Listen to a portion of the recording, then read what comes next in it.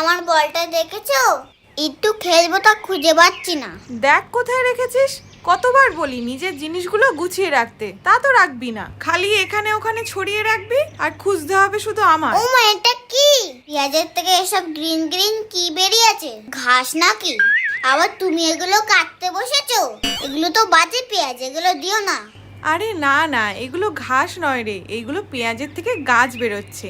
বাবা, পেঁয়াজেরও গাছ হয়?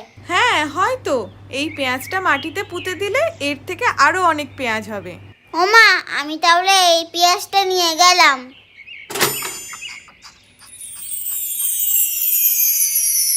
মা মনে সব কেটে ফেলেছে, আরো দুটো আনলেই ভালো হতো। যাই হোক, এটা তো আগে ভালো করে পুঁতি, এটাই অনেক পেঁয়াজ হবে। এই বাবান, তুই এটা কি করছিস?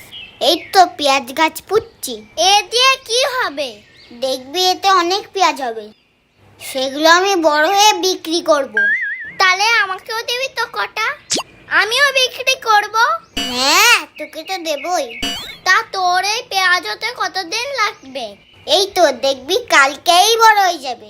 বাবা, এত তাড়াতাড়ি?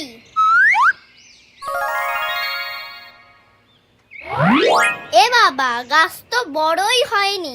এই বাবানটা না কিছুই পারে না, মনে হয় গাছটাকে উল্টো করে বসিয়ে দিয়েছে। দেখি তো একবার।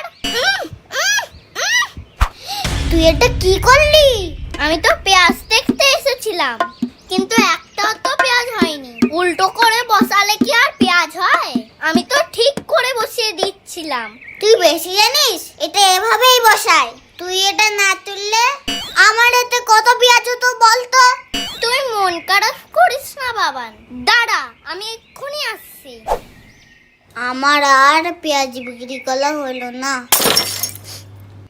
এই নে, তোর পেঁয়াজ হয়নি তো কি হয়েছে? এই আলুটা বসিয়ে দে, অনেক আলু হবে। ধুস, এটা তো গাছই নেই, লাগবে না তোর আলু।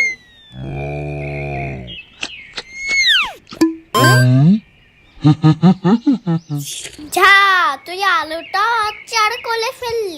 দাঁড়া, দেখাচ্ছি তোর মজা। ও, বাবা ছাড়